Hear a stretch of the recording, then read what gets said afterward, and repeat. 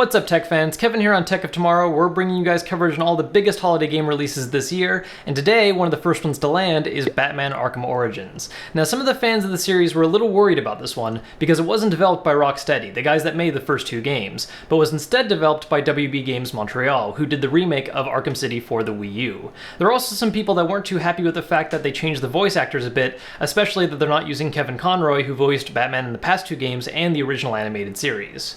So we picked up a copy for ourselves today, and while I haven't had enough time with it to give you guys a proper full review yet, I did want to give those of you that can't wait a good first day impressions of it. So let's sit back and see if this game lives up to one of the best comic book hero games ever made.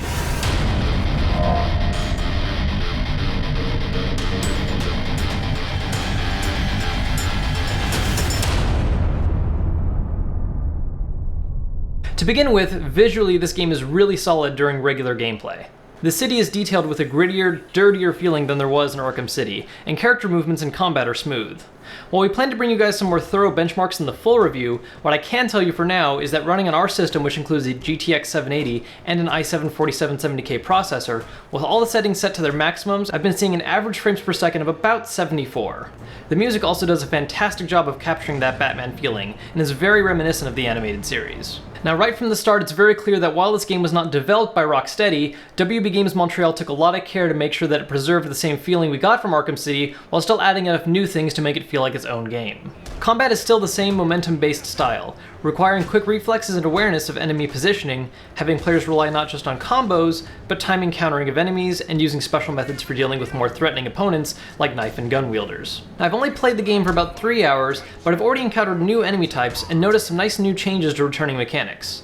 One of the most obvious new additions is the Enhanced Evidence Scanner, which now not only has you scan objects for information, but even recreates crime scenes and how they happened, giving players things to discover by watching how events unfolded in real time. The cityscape is large in Origins, and definitely retains the same open feeling that Arkham City had, though there are a few odd invisible walls between areas, making it awkward to try and make a straight line trip to your objective at times. This one has also done an excellent job of utilizing Batman's gallery of villains, as several have been introduced in a fairly short amount of time, but always at a nice, even pacing, and has given each of them a good bit of spotlight, which is one of the things that made Arkham City a great game. I've had about 2 boss fights so far, and both have had really solid design. Slightly on the simplistic side gameplay-wise, but this is to be expected when it's at the start of the game, and both have been great from a cinematic point of view.